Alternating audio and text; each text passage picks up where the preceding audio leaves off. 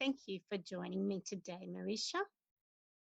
I'd just like to congratulate you as one of our graduates, actually, for having done so well with your permaculture projects and that you're still enjoying it. Would you like to tell what you've been doing? Would you like to tell other people what you've been doing? Sure.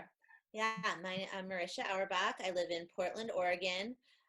I've been working within the permaculture realm since I graduated practically from the Leisure Coast Permaculture Visions PDC back in 1998.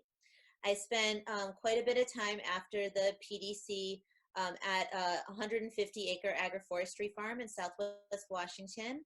And from there, I started growing most of my own food year-round, and I've been growing most of my own food year-round for probably about 15 to 20 years. I don't like going to the grocery store for produce much, since there's so much more beauty and nutrition in my yard. And since I have been practicing that, I started teaching more about growing your own food and the permaculture design course. And so that's my passion, is teaching people about food security, about how to grow food on a home scale, and medicinals as well.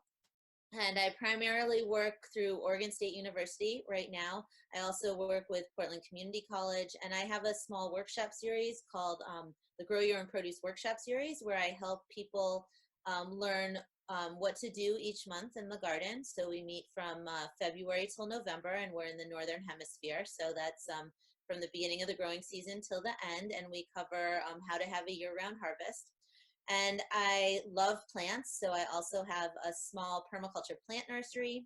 Right now I'm focused on perennial plants, medicinal herbs, culinary herbs, berry bushes. Last year and some years previously, I also had a vegetable starts CSA, where my subscribers will get one flat of vegetable starts every month from April through September, so that they could have a year-round harvest and take some of the guesswork out of growing their own food by providing starts that have been bred for our climate and available to be planted at the accurate time, so that they could have the benefits of growing their own food in their yard throughout the season. That's a great idea, because I remember my first experiences with CSA was that you got a box of fruit or vegetables. So you're saying you give people a box of potted plants ready to go. Yeah, they get a flat of starts. Yeah, and I find, especially in the United States, that many people are starting to want to grow food, but they might not have the experience with growing food, since it's a couple generations out. People have gotten really reliant on the grocery store and the global food chain.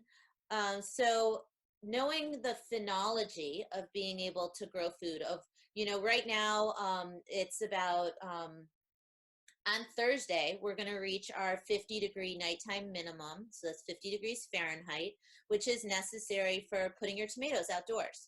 And I've been seeing people through some of the local Facebook groups here in Portland that they are putting their tomatoes or even melons or eggplants out in the garden since April. And so simple things like that are going to cause people to be discouraged about growing their own food. It's, as easy as just choosing the right variety and knowing these thresholds of our climate. But a lot of that is lost, has been lost in the current generation. So I found it to be really helpful to offer my workshop series and my CSA, Vegetable Starts CSA, as a bit of a support group, as a coaching service to help people be able to achieve their food goals for the year. And now it's been, while we've been on lockdown for longer than 5 weeks, I think it's been about 5 weeks since I've been to the grocery store. And that my food is supported, is supplemented by a friend who drops by a milk share. So I get a quart of cream and a pint of yogurt and some butter once a week. But otherwise, most of our food is coming out of the garden, and we're only on about 6,000 square feet.